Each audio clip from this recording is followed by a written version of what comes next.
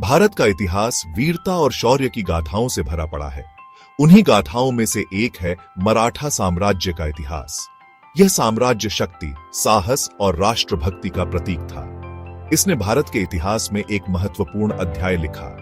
मराठा साम्राज्य का उदय 17वीं शताब्दी में हुआ। यह वह समय था जब मुगल साम्राज्य अपने चरम पर था, लेकिन मराठा वीरों ने मुगलों की ताकत को चुनौती दी। उन्होंने अपनी मातृभूमि की रक्षा के लिए अदम्य साहस का परिचय दिया। यह साम्राज्य केवल युद्ध और विजय की गाथा नहीं थी, यह कला, संस्कृति और प्रशासन का भी केंद्र था। इसने भारत को कई महान शासक, योद्धा और विद्वान दिए। मराठा साम्राज्य के संस्थापक छत्रपति शिवाजी महाराज थे। वे एक महान योद्धा, रणनीतिकार और दूरदर्शी शासक थे। उन्होंने कम उम्र से ही स्वतंत्रता का स्वप्न देखा था। शिवाजी महाराज का जन्म 19 फरवरी 1630 को शिवनेरी दुर्ग में हुआ था।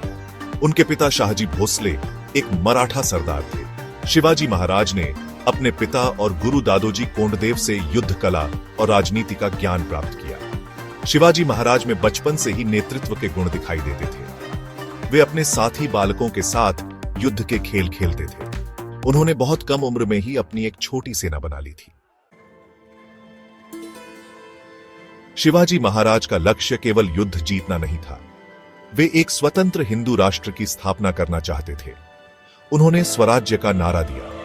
उन्होंने 1645 में बीजापुर के सुल्तान से तोड़ना किला जीतकर अपने अभियान की शुरुआत की।